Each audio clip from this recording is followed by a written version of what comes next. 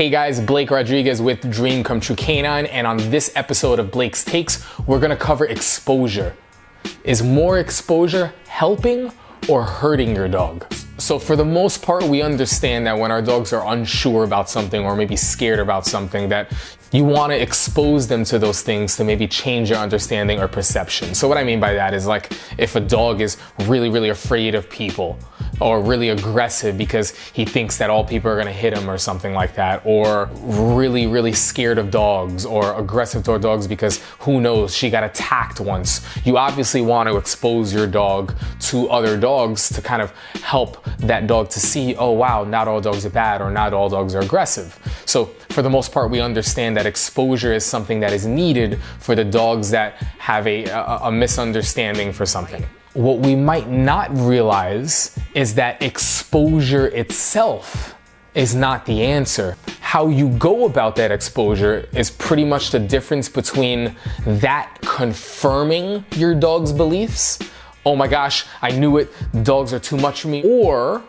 changing what your dog currently believes about these certain things. One of the things that I see most amongst dog training and amongst everyday dog owners is that the exposure is actually unintentionally reinforcing what they're trying to change. There are a number of different reasons for this. One of the main reasons is that they're exposing their dog to a certain situation way before the dog is ready for it and way before they themselves are ready for it. So if you think of boxing, for example, you find out that I'm the best boxing coach alive and you want to be the best boxer on the planet, so you come to me asking for help. You know that I'm a really good coach and you're eager to learn how to box. You want to jump into a fight. Just throwing you into a ring because I'm a good coach or the best coach on the planet doesn't mean that you're ready to take the direction that I'm giving you. What we tend not to realize with our dogs is that if I threw, assuming you have no boxing experience, if I threw you into the ring to fight Floyd Mayweather, just because I yell 1, 2, 1, 2, 4, a counter, and I start throwing some stuff at you, you're not ready for that information. Half of it, you don't even know what it means. And if you knew what it meant, you didn't drill it enough. We spoke about habits for it to be instinctual to the point where you're responding to it and things are kind of coming smooth. We first have to get you jumping rope in the gym.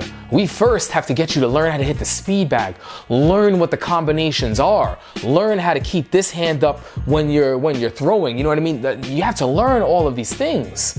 I can't just throw you in a ring just because I know how to give good information and expect you to be successful. It's not much different, guys, when we're dealing with our dogs, with exposing them to other dogs or people or the world or anything that it struggles with.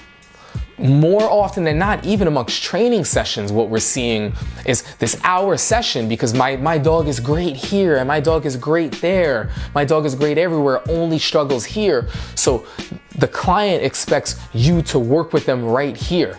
I want to be a boxer, you got to throw me in the ring. I'm sorry, but boxing doesn't start here. Boxing starts over here. Dog training doesn't start with jumping into the problem head on unless certain languages are built. The languages of what I'm gonna coach, that boxing language, 1, 2, this, jab, hit him with it, and I start yelling things out that are actual boxing lingo that when you hear it, you know what to do. Those are languages, and that started with the prep work. That started with working in the gym.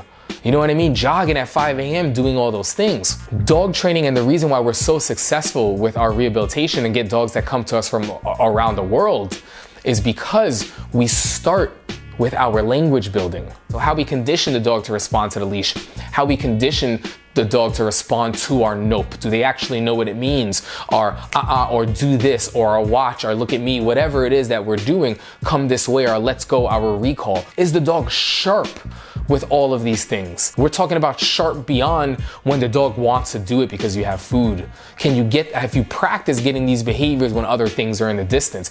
Get those things sharp, get the language sharp. Because once that language is sharp, you can jump right into the ring with your dog and then begin to coach them through it. And if you are truly a good coach, you're gonna walk out with a victory. But more often than not, we're throwing our dogs into the ring and us at the side, ringside, trying to coach our dogs through situations that they're not ready for. This is rehabilitation, and this is what we're doing for all dogs.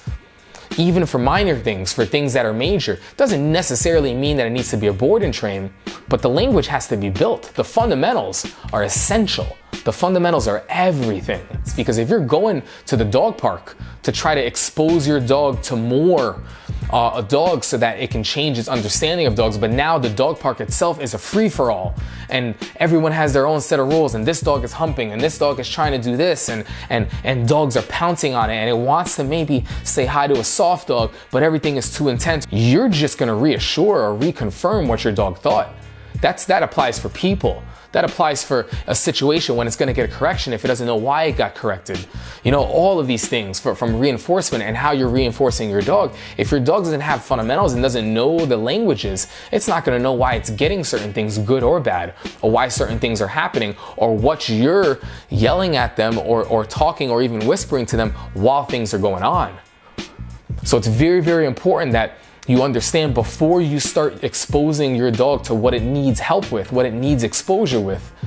You're ready and you've spent that time in the gym with your dog. Very, very important that you understand this, guys. All right, hopefully that makes sense. I'll see you guys on the next episode.